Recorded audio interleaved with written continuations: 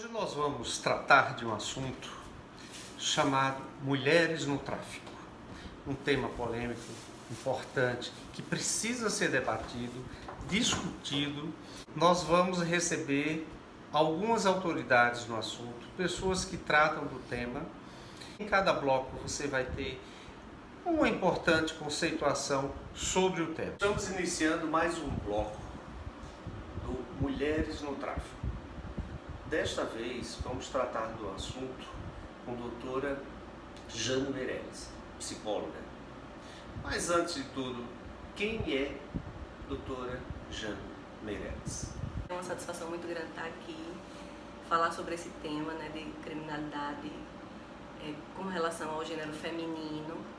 E assim, eu sou psicóloga de formação no UNIP, tenho pós-graduação em saúde da família e estou concluindo pós-graduação em saúde mental.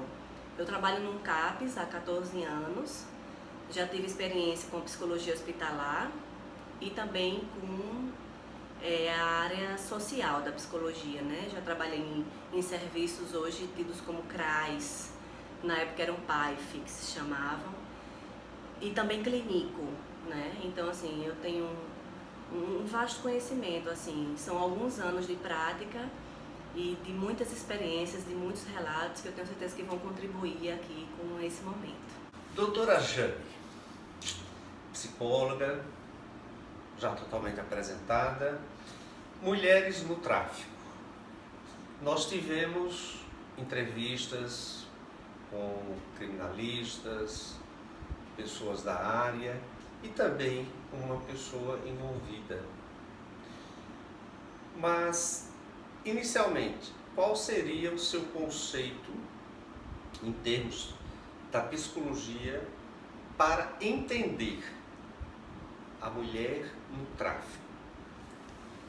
Bem, sobre a questão, falando sobre um breve histórico sobre o ser feminino, sobre ser mulher, né? Muitos autores dizem assim, não se nasce mulher, torna-se, né? Por quê? Porque a mulher, antigamente, ela era tida como a figura que cuidava do lar, que cuidava do esposo e, consequentemente, dos filhos. Era dada a ela também a responsabilidade sobre a educação, a ética, sobre como seria a condução daquele ser em formação, o filho, futuramente na vida, né? Então, ela era a responsável por isso. Na verdade, assim, a busca pelo espaço da mulher, por igualdade de direitos, por destaque, por reconhecimento de suas capacidades, outras capacidades, a gente também tem autores que dizem assim, no caso das mulheres, a criminalidade também veio com esse avanço. Ela veio junto com essa necessidade de poder, com essa necessidade de colocar-se no mundo tão qual o homem. Seria aí o nível da igualdade da Constituição, os direitos iguais entre homens e mulheres. Entre homens e mulheres, exatamente. Que levaria a esse empoderamento da mulher a buscar se nivelar. Sim, tem uma outra gama de situações, como, óbvio, o reconhecimento profissional, o próprio direito do voto, que só veio com o passar do tempo, né? Mas também vem o advento do outro lado, porque o homem é que era ligado a essa questão da criminalidade e a mulher não. A mulher era a figura cuidadora da casa, cuidadora da família, né? Cuidadora de preceitos, né? Então, assim, também tem esse outro lado que a mulher foi descobrindo, principalmente a mulher, muitas vezes envolvida em algum relacionamento, né? Por laços afetivos, emocionais, pela necessidade de, na falta do homem como núcleo da família, ela precisar ser quem abarca com as questões financeiras e a facilidade que o tráfico traz, porque no tráfico não tem isso de desigualdade, não tem isso de poder ser técnico em algo. A pessoa entra com uma facilidade muito grande, não precisa de qualificação, né? Então, assim, não tem isso de idade, então abarca o que fora na sociedade não existe, porque se for mais velho tem dificuldade, né, de encontrar uma vaga de trabalho. Se for mais novo, não tem experiência. No tráfico não tem isso.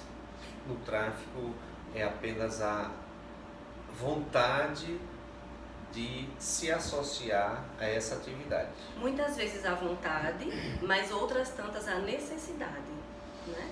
A questão mesmo de poder abarcar com as necessidades básicas até, Ricardo, né? De alimento, de educação, de vestimenta, entende? Em uma das entrevistas, um fato também muito marcante é que foi dada a conotação, a definição de que o traficante ele vê aquilo como uma empresa, como um negócio. Sim.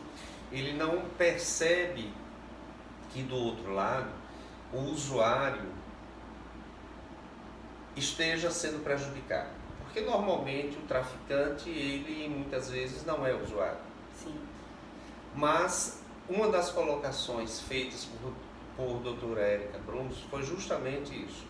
A visão dos clientes dela, aonde eles não possuem nenhum poder de sentimento em relação ao tráfico, mas sim o pensamento é uma empresa, a minha empresa, o lucro, né?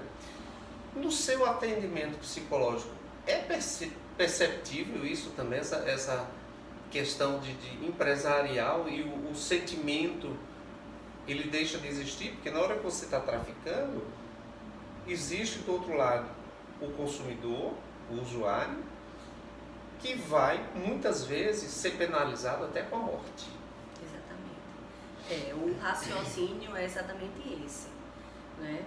O tráfico é tido como algo lucrativo. Não se pensa assim, nas consequências disso. Não se pensa na dependência que o uso, a venda das drogas vai gerar no outro, né? E o traficante fica fora disso e por isso ele tem esse privilégio de não entrar dentro desse patamar dos dependentes, onde muitas vezes, dependendo do tipo de droga até, a pessoa acaba ficando nas ruas, a pessoa se dissocia de sua família, a pessoa tem uma despersonalização, a perda de identidade, que são tantas consequências negativas. E o traficante acaba ficando isento disso, porque ele está ali racionalmente, ele não está envolvido diretamente, nem fisicamente, nem emocionalmente. A mulher no tráfico, nos seus acompanhamentos psicológicos, como ela encara esse poder empresarial do marido, do companheiro, e o lado emocional? Porque a mulher no tráfico, vamos dizer que ela é mãe. E esse sentimento de perceber que filhos estão sendo prejudicados dos outros, os usuários, e ela como mãe, isso leva a um conflito, isso dentro da mulher no tráfico, na questão psicológica, isso existe? Não, aparentemente não existe não, esse conflito não. O que foi? Parou, foi? Não. É porque o tema realmente é empolgante. Bem, aparentemente não tem, Ricardo, essa questão da culpabilização, né? Da culpa. Porque, exatamente, ela está pensando muito em si, é um pensamento um pouco egoísta, um pouco não, eu diria egoísta, completamente. Então, assim, ela está pensando nas necessidades básicas dela. Aliás, não básicas, nas necessidades de uma maneira geral. Até porque o tráfico oportuniza muitas condições que em outras, se ela fosse procurar por outras profissões, outras ocupações, ela não teria com tanta rapidez, né? Então ela está pensando ali no núcleo dela, não no que está da porta para fora. No caso, sabemos que a mulher ela vai se envolver com o tráfico, muitas vezes pela necessidade de acompanhar o marido, né, de dar andamento aos negócios do companheiro.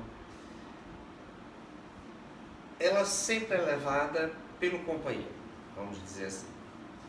Mas quando ela promove ações do tráfico, que ela é detida, reclusa, que ela é abandonada por esse companheiro, como ela se percebe como mulher? Aí ela já começa a entender um pouco mais o outro lado desse contexto, né? Então, assim, realmente, elas geralmente são abandonadas pelo marido. Quando, do contrário, quando o homem é preso, elas continuam lá, fiéis, visitando, e muitas vezes assumem esse papel do homem lá fora também, né? Acabam assumindo o negócio, né? Mas a mulher encarcerada, ela passa por muitos conflitos, né? Principalmente pela questão da liberdade, né? Que é cerceada, o distanciamento da família, né? E se ela for a provedora, ela tem toda a preocupação de como é que está o contexto lá fora, fora do presídio, fora a situação, óbvio, de dificuldade que ela passa ali dentro, né? Da convivência com outras mulheres, às vezes pelo mesmo intuito, que estão ali presas por questões de tráfico também. Mas assim, conflitos são muitos. São muitos. Como a psicologia, como a doutora Jane observa hoje esse crescimento das drogas, do tráfico, numa camada jovem, diferentemente de uma camada mais madura? Qual é a relação que a gente poderia tirar? Porque se pegarmos pessoas mais maduras, nós temos um outro padrão de educação. Se pegarmos hoje os mais novos, nós temos uma outra estrutura. E como se avaliar psicologicamente esse lapso temporal de idade de uma para outra? Bem, eu tenho alguns dados aqui dentro do estado da Paraíba de que a maioria das mulheres presas por tráfico, elas têm até 24 anos. E aqui elas são 60%. Então, de todas as mulheres presas no estado da Paraíba, 60% têm envolvimento com tráfico de drogas. São negras, jovens e com baixa escolaridade. Esse é o perfil, né? E por que tão jovens? Justamente por isso, a imaturidade, né? A gente vive uma sociedade consumista, o desejo de ter aquilo que por vias normais, por vias lícitas, seria muito mais difícil de alcançar. Então, por isso que as jovens são mais acometidas, são presas mais fáceis para se encantarem com o tráfico. Há nessa concepção da mulher no tráfico algo que traga arrependimento? Sim, principalmente quando as coisas, os planos não deram certo como elas imaginavam, ou na verdade muitas entram muitas vezes no tráfico sem pensar nas consequências. Mas quando acontece a questão de estar se presa, de estar dentro de um presídio e ser ceada de liberdade, é assim a sensação de que poderia ter sido diferente, né? Existem relatos de pessoas, comigo mesmo, pessoal, que disseram assim, porque todo mundo chama de doutora, né? Eu prefiro que me chame de Jane, mas doutora Jane, eu tive a possibilidade, inclusive, de falar por telefone, vou falar aqui, porque a gente sabe que telefones entram mesmo no presídio. Então, assim, um familiar foi até mim, olhe, a pessoa quer falar muito com você, e eu atendi. Aí disse, eu me lembro tanto da senhora, eu me lembro tanto de como a senhora dizia que eu podia fazer outras escolhas para a minha vida. E estava ali naquela situação, né, cerceada de sua liberdade, e é muito forte, né? E dentro do tratamento terapêutico, justamente, quando chega um usuário ou alguém envolvido com droga, a gente vai tentar abrir os olhos exatamente para as outras possibilidades, né? Porque muitas vezes, nesse caso específico, a pessoa vinha de uma família onde avô traficava, mãe traficava, tias traficavam, e me dizia assim, mas todo mundo da minha casa faz isso. E eu dizia, mas você pode fazer diferente, você não precisa manter o mesmo comportamento. É tanto que tinha um irmão que se tornou professor, é professor do EJA. Ele veio da mesma origem, tem a mesma história, mas ele quis um caminho diferente. Ele fez uma opção. Isso. E tinha tudo para se envolver. Exato. Tinha mas tudo. ele quis A algo base era... melhor para si, né? Mais leve. Porque o tráfico é tenso, né? Você é o tempo todo ali pressionado, são colocados objetivos. E quando você se vê, você está ali já envolvido, muitas vezes não se vê a possibilidade de sair daquilo, sabe? Ai, mas se eu sair, as falas são assim, mas se eu sair, pode ser que eu corra risco de vida, eu vou ser perseguido, como a gente sabe que realmente acontece. Existe um índice alto de recuperação, de regeneração, de ressocialização das mulheres traficantes no tráfico, ou esse índice é insignificante? Eita, essa pergunta é boa, viu? Na verdade, assim, eu não tenho dados percentuais a respeito disso. É algo tão individual, depende de toda a experiência que eu vou vivenciar dentro desse meio. No caso de ser presa, o que é que eu vivi ali, que situações eu me expus, o quanto aquilo trouxe sofrimento, e dentro disso é que vai fazer ou não uma mudança nessa mulher. Doutora Rita de Cássia Ramalho, que fez um trabalho sobre mulheres privadas de liberdade, ela coloca na sua tese que não há, por parte do poder público, não há uma política pública de acompanhamento da mulher pós-liberdade. Ela disse que foi muito difícil conseguir localizar algumas para continuar a pesquisa, porque ela disse que não há nada de política pública que faça esse acompanhamento para saber se realmente a pessoa se regenerou, se ressocializou, ou se continuou na atividade do tráfico. Assim, saber o que aconteceu pós. Na sua ótica, isso também seria importante? Muito. Bastante. Esse monitoramento, esse acompanhamento. Sim. Até porque, assim, de uma maneira geral, o fato de a pessoa ser presa, né, num contexto global, já é traumático, já é muito prejudicial. Muitos saem de dentro do presídio com N situações, assim, de uma fragilidade emocional gigantesca.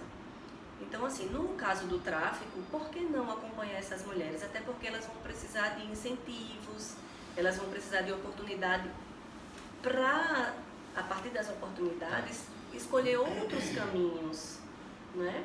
Se elas ficarem, assim, dispersas, serem ignoradas, tratadas com discriminação e preconceito, elas acabam voltando para aquilo que se apresenta como mais fácil. Falar sobre a criminalidade feminina é algo que realmente precisa ser bastante discutido, né? A gente ouviu, né, através do Ricardo, que pessoas que vivenciam isso, que estão estudando sobre o tema, sentem falta das políticas públicas referentes à mulher no tráfico. Então, assim, é uma discussão que a sociedade precisa estar dentro, se colocar, buscar ajudar no lugar de discriminar e de tratar com preconceito essas mulheres. São mulheres que muitas vezes não tiveram outra oportunidade na vida, que muitas vezes são vítimas da violência. Muitas delas são mulheres de comunidades, são mulheres carentes. Então, é importante o incentivo, É importante a mudança da ótica da sociedade com relação a essas mulheres e é importante oportunidade. A grande palavra é a oportunidade. Sem oportunidade se vive do meio em que se está inserido. Com oportunidade, a mulher tem condições de alçar voos e de trabalhar com o lícito e de crescer emocionalmente, profissionalmente e assim manter também o contexto familiar de uma maneira geral muito mais saudável, né? Emocional e fisicamente, porque vai dar oportunidade aos seus filhos, aos seus parentes e dar uma nova ótica de vida, né? De vida plena, de vida saudável, de vida abundante. Bom dia, me chamo Alberta Márcia Ferreira de Lima, sou natural de Jericó, mas moro aqui em João Pessoa, sou solteira, tenho uma filha biológica e um menino adotivo. Estou dando essa entrevista de livre e espontânea vontade, autorizo o menino a colocar onde ele quiser mesmo, e fui presa por tráfico de droga. Dona Alberta, muito importante seu depoimento, porque nós, quando trabalhamos esse tema de mulheres no tráfico, temos uma visão de muitos preconceitos. E esse tema precisa ser debatido porque, às vezes, as razões que levam as pessoas a se envolverem no tráfico são muitos. E precisa essa discussão ser ampliada. Como bem disse, você teve esse envolvimento e gostaríamos de ouvir o que leva uma mulher ao tráfico. Né? Primeira questão seria essa. E segundo, qual o sentimento de, após, como se diz, caiu a ficha, você perceber que errou? Vamos começar por aqui. Bom, o que me fez mais falta e arrependimento foi... Estou emocionada. Foi minha Sem família. problemas. O resto eu não ligo, não. Mas foi meu filho que eu adotei há 1 ano e 7 meses e eu deixei ele em casa.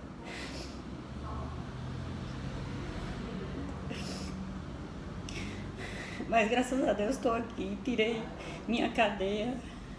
Era porque eu precisava mesmo, eu gosto de coisa boa, certo? E dar o que para meus filhos. Sou uma mulher solteira, tenho esses 2 filhos e queria dar o que acho que toda mãe, uma boa mãe, quer dar para os seus filhos. Mas fora o resto eu me arrependi não, porque eu vendia droga. Ia comprar quem queria, certo? Eu sei que eu estou errada, mas eu não tenho arrependimento disso não. O meu arrependimento foi sobre família, que eu fiquei afastada deles, e a fome que eu passei no presídio. O que levou, no seu caso específico, o envolvimento com as drogas foi essa busca de uma vida melhor? Sim. E esse encarceramento lhe fez refletir do erro praticado? Sim, fez sim. E hoje está se ressocializando? Com certeza. E não quero mais aquela vida que eu tinha para mim. É ilusão, gente. Quem pensar em entrar nesse mundo, não entre não, por favor, porque você vai perder toda a sua liberdade. Mesmo você tendo pago sua pena, você é discriminada por muitos. Tem umas pessoas que não, mas outras sim. Você não é ninguém. Porque somos pobres. Os ricos sim podem, nós não. Então você, dentro do presídio, como é essa convivência das mulheres envolvidas no tráfico? Bom, eu vou falar de mim, sabe? Porque eu me dava com todo mundo, certo? Eu me dava com todo mundo. Lá tem droga, tem de tudo. Quem quiser usar, usa. Eu não sou usuária, eu era vendedora, mas usuária não. Eu nunca usei droga. A droga que eu digo, assim, pra mim, era só saudade do pessoal de casa, que eu ainda pegava em celular, viu, pra falar com eles, porque se não fosse isso eu não conseguiria não, terminar não. Mas eu tenho uma mente boa, tirei minha cadeia de boa, foram 4 anos e 2 meses, paguei e graças a Deus consegui um emprego, não vou dizer aonde, também não interessa a ninguém, né? E tô aqui batalhando para sobreviver. No caso dos depoimentos que eu peguei de criminalistas e pessoas envolvidas nessa área da advocacia, comentaram que as mulheres que se envolvem no tráfico, aquelas que têm companheiros, normalmente são abandonadas pelos companheiros. Isso é uma realidade lá dentro. Menina, com certeza, se você tem, são mais de 500 mulheres, se elas têm visita íntima, 2, 3 homens, agora as meninas que curtem com meninas são mais fiéis do que os homens. Lá só tinha, quando eu estava lá, só tinha 2 casais de homem que ia lá visitar as esposas, porque abandonam sim. Isso foi um depoimento da criminalista que deu a nossa entrevista, como também uma outra estudiosa da área, e isso foi retratado, esse abandono. Sim. Que é diferente do lado masculino. Exatamente. Quando eles estão presos, elas dão total assistência e comparecem. Sim, e levam até coisa ilícita, né, pra cadeia, vendo a hora de ser presa, que quando eu tava lá chegaram muitas meninas que levavam droga pros maridos. Você falou há pouco a questão da fome que passou dentro do presídio. Sim, porque a comida não presta. Não presta, de jeito nenhum. De jeito nenhum. A sopa, se você abrir, assim, depois de meia hora que chegar da cozinha, ela fede. Entendeu? Fede. Eu mesmo não comi, eu passei muita fome, como muitas meninas que estavam lá comigo passavam. Antes, quando eu cheguei, entrava verdura, frutas, a gente ajeitava a comida da gente, e agora não entra mais nada. Nada pra gente. E isso restringe aquilo que se chama do procedimento de dignidade, de você ter uma certa assistência dentro do presídio. Sim. E é isso mesmo. E tem outra coisa, quando a gente adoece, são muitas mulheres para falar com o médico e muitas não conseguem. Muitas não conseguem para pegar um comprimido para dor de cabeça. Uma vez eu estava com dor de cabeça, uma dor no meu pescoço. Aí eu pedi pra gente, eu não vou falar o nome dela, eu pedi pra ela, dá pra senhora me dar um comprimido, que eu tô com dor no meu pescoço, é um direito meu. Eu falei, né? Ela fez, você não tem direito aqui a nada. E onde entra o tratamento dos líderes de direitos humanos nesse item? Qual a sua visão? Porque aqui fora a gente vê muita gente gritando por direitos humanos dentro das penitenciárias. Esse seu depoimento ele vai contra essa vertente. Olha, os direitos humanos só ia lá quando tinha uma presidiária lá, que ela ligava mesmo, ela brigava com a diretora, Cíntia Almeida, e eles vinham pra cá, lá pro presídio, e amenizava as coisas, mas eles não têm visita surpresa pra gente, só se alguém denunciar. Qual sua visão, qual o seu conselho em relação às mulheres no tráfico? O que você daria dessa sua experiência de um conselho? Olha, gente, se vocês estão pensando em entrar para ter uma vida melhor, Não vale a pena não, viu? Porque eu fiz isso pensando em ter uma vida melhor, dar uma vida melhor com meus filhos. Não vá não, porque é ilusão. É ilusão, querida. Vocês vão passar fome, humilhação, que olham pra você como se você não fosse gente. Não vão não, pelo amor de Deus, não vão. Pense nos seus filhos, nas suas famílias que sofrem mais do que você. É o conselho que eu dou. Não vá, porque eu nunca mais vou.